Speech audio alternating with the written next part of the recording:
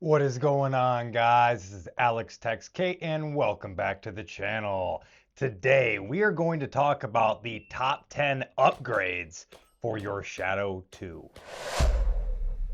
The first question I usually get from any of my fellow shooters who get into Shadow 2 is, what do I do with it now? What should I do to it? Well, to start, run that thing stock for a while, at least as far as the internals go, but outside of that statement, let's get into all of the nitty gritty of the extreme plethora of customizable options for the CZ Shadow 2. Starting with number one, it's going to be grip panels. So I shoot for LokGrips. I've been grateful to have a partnership with them for a handful of years now, and I have had the gracious ability to pretty much try everything that they make. And I will tell you, different strokes for different folks. That is without a doubt when it comes to the different contours you can get on grip panels for the CZ Shadow 2. But as you can see here, you can get everything from flat panels to palm swells. You can get so many different grip textures to suit your needs. What I run here is the Lokjaws. I run all brass because I run extremely heavy guns, but that's my preference. And then you have things like your Gridlock. So your Lokjaws are like pincers. This is the most aggressive thing they offer. You can get anything from that all the way down to a bogey, which is something like this, or a Gridlock, which is something like this. And again, you're going to have your options of small swell, large swell, flat. Ergonomics is never something to be overlooked. So grip panels being number one is definitely the first thing that you should look into when you get a Shadow 2. Find a way to make it fit your hands effortlessly. Number two is going to be Magwell. The really nice thing about a Magwell is not only that it gives you this wide open funnel to be able to smash reloads in at full speed, but something that I notice a lot of guys figure out when they put their hands on mine for the first time is, oh wow, it helps you lock your grip in. It does. It does more than just allow you to reload faster. It is also an added index point. And for me, as someone with large hands, the bottom of my hands here, I feel the Magwell in every capacity. And that always tells me that I am high enough on the gun. If I am too low, I'm going to feel it. So, is it as important? No, but I'm going to reel that in with grips because it is part of that ergonomic customization. Thirdly is going to be your mag release. A real nice thing that CZ did for us is they added this little paddle here with the screw. So we can change them out for different shapes, different contours, different sizes, and so on. Yes, the stock one is more than fine. Most people do not have an issue with it, but we're talking about customization here. So if you're looking to customize that mag release button, luckily again with LokGrips, you can order the short or the long, and it has that nice little cornered contour in there, which for me is a never miss index. Number four is going to be an extended safety. The safeties that come on the Shadows are pretty much flat, as you can see here. It's like this on both sides, but being I shoot Limited Optics Division, which is a division in USPSA in which I start hammer back and safety up, it obviously has a little bit more benefit to me because it is a ledge for me to feel physically to drop the safety, kind of like your 19 or 2011s. Outside of that, it is an ergonomic structure piece.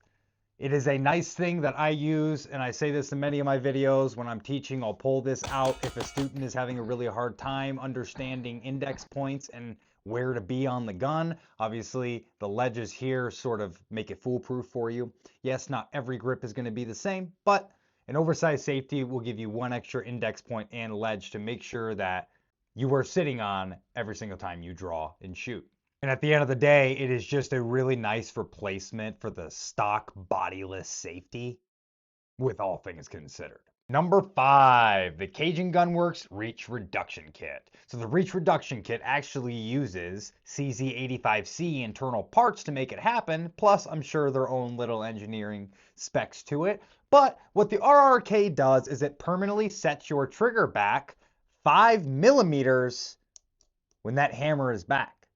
So as you see here, it almost looks like the trigger's pulled.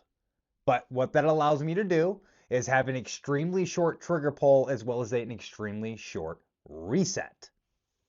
As you will see here, we're going to pull the trigger, reset the gun.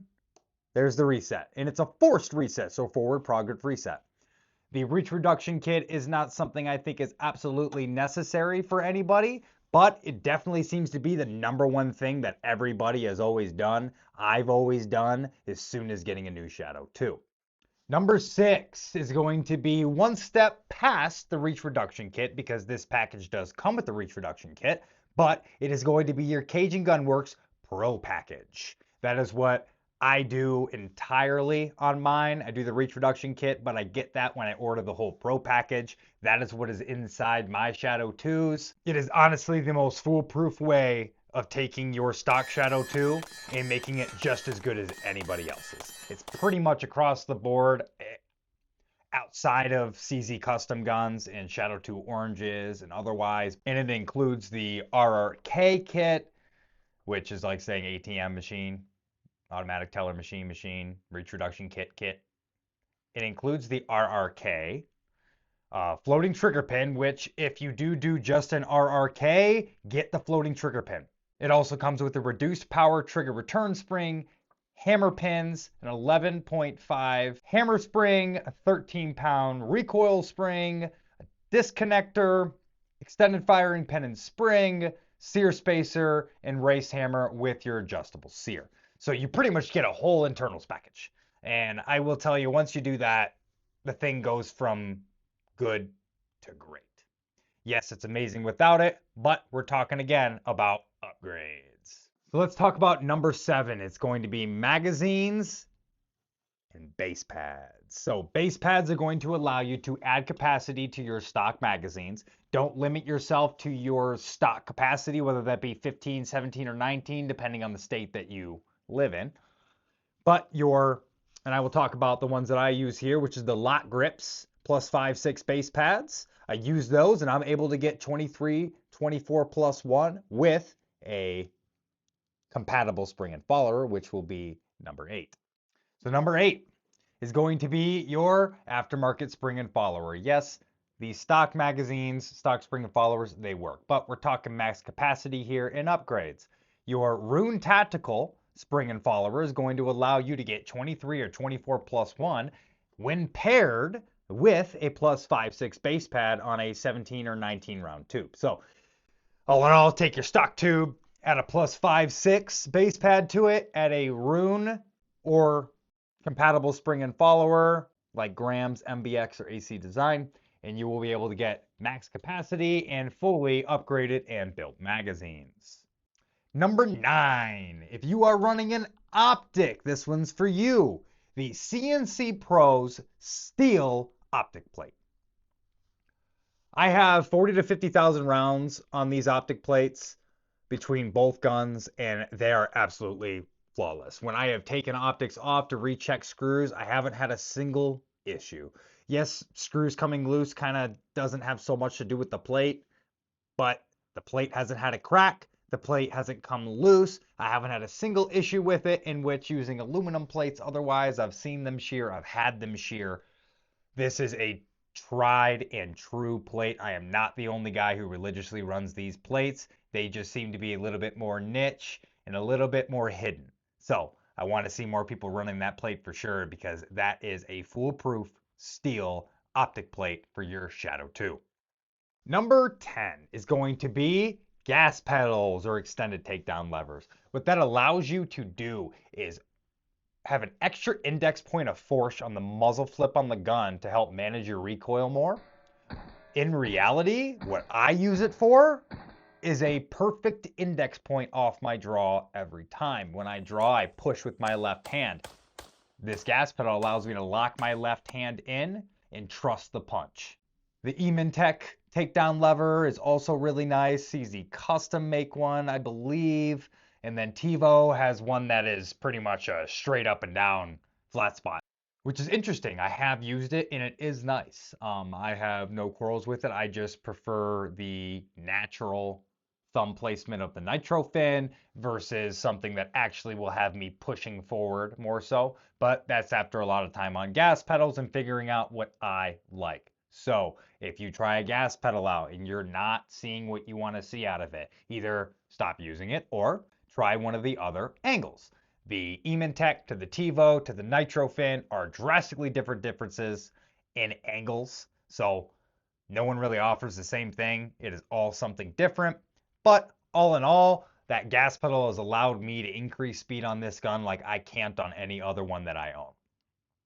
But all in all, that is my top 10 upgrades for the CZ Shadow 2. After a year and a half of competing in over 100 matches with the Shadow 2, I have truly honed in my skills with it and have found that this is going to be the platform that I will be running for a good long time. And I'd like to contribute a lot of that to the customization ability of these guns. There's so much you can do. You grab 10 different shadows at one match and they may all be built somewhat similarly, but somewhat different.